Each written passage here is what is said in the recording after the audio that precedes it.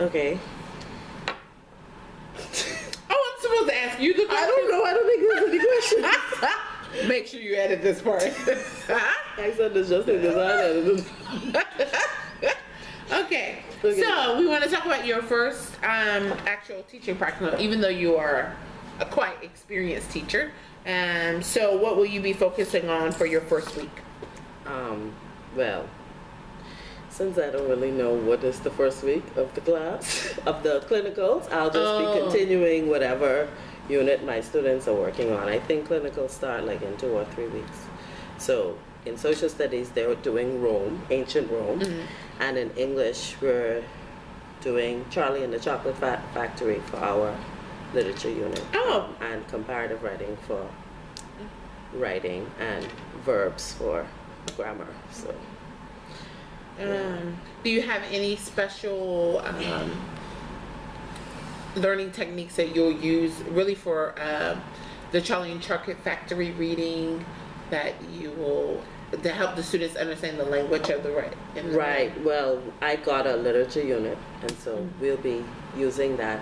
But I found that I'm editing the literature unit now because it's a bit difficult.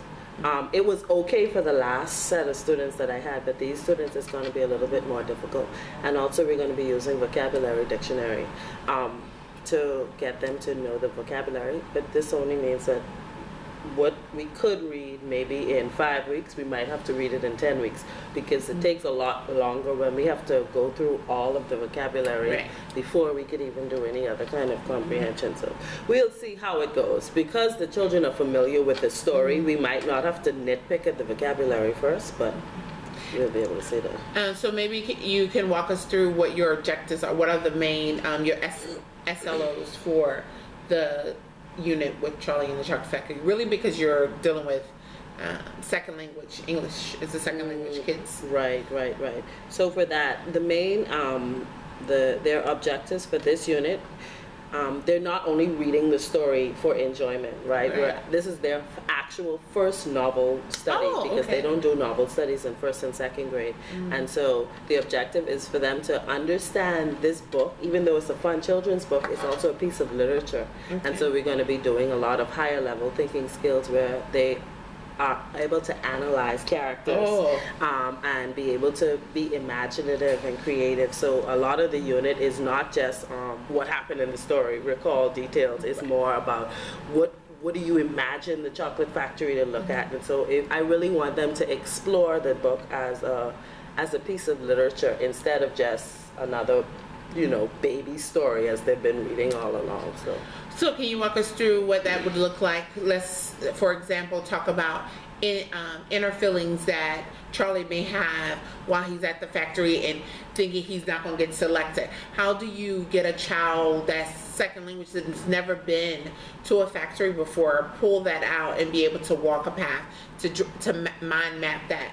Well, actually, this is something that we do in other activities where we get I've gotten them to start with what they know, start with the known, right? So even though they may not be able to imagine a chocolate factory, they start with what is a factory. They have a basic idea of what a factory is, and then they can compare it to what they imagine a chocolate factory, and in doing that, walking them through the 5 senses. So what do you see? What do you hear? What do you smell? What do you taste? What do you touch? And so using the senses is a good way to get them to, and in that, based on the senses that they have described themselves, then place themselves in Charlie's place. Now, if you were Charlie or if you were another child, how would you feel based on what you are seeing, feeling, and all of that other stuff? Oh, very good. Well, it sounds like it's going to be an exciting unit.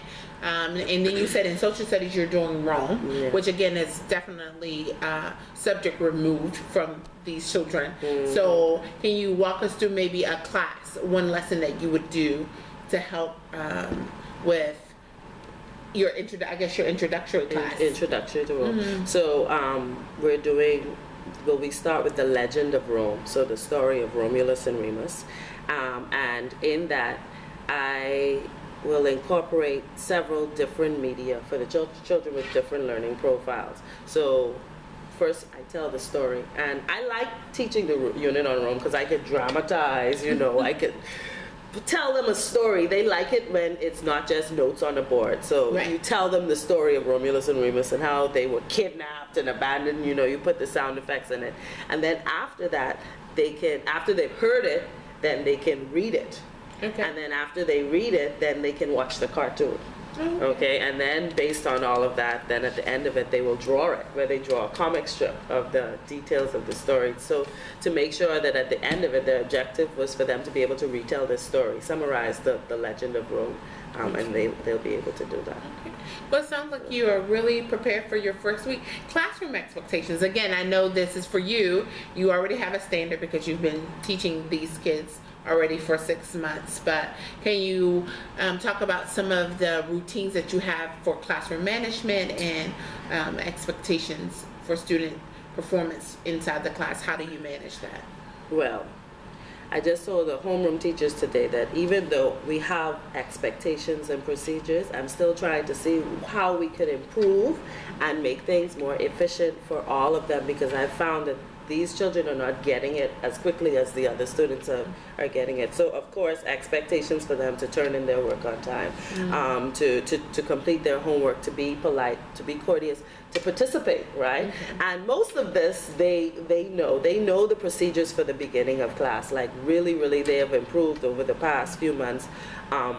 But I had to adjust it, right? Instead of telling them that you just need to start your daily warm-up at the beginning of the class, they still needed to be accountable to somebody. So I have a student who's the monitor, and if they're not prepared when the bell rings, like your class, because I'm like, then y'all could do it in Miss Karen's class. Why you can't do it in my class? This is like, why? You all know how to do this because you do it for science. Why are you not doing it for my class? So now I have Charlie. Charlie is the monitor, and just today was the first day that students weren't prepared, and he wrote some names on the board. So now in my mind, I still have to sort out, like, what do we do in response to these names? Because I don't want it to just be writing names on the board. Right. For what? What is the effect? So they might just come visit you, and then you can give them some time, Miss Dean of Students. Or something. No, I have to find like something to follow up to get them, because I find that these children, they respond better when you follow through and they could see it, right? So another expectation that I've set for them now is this turning in your assignments. Because I had a big problem with this last term, right? Where it's not all of the class, but it's just a few, and so we have the zero contract. And so this today, 3 students got their first zero contract. And Which is an excellent idea. I will see what happens, because these 3 children, and the big problem is usually on grammar day, which is Wednesday, because they don't turn in the books. So I want to see next Wednesday what happens, or the next time they have an assignment. And it's usually classwork. It's not homework, but they forget to put their book in the basket. So we'll see what happens with that. And then also another procedure that I experienced trouble with. I'm only talking about the ones that I need to refine, that have worked for other classes, but trying to refine them for this class, is the absent paper, which I didn't show you today, but it says, we missed you, right? While you were absent, you missed some work. You need to fill out these assignments, because the procedure is ask 3, ask me.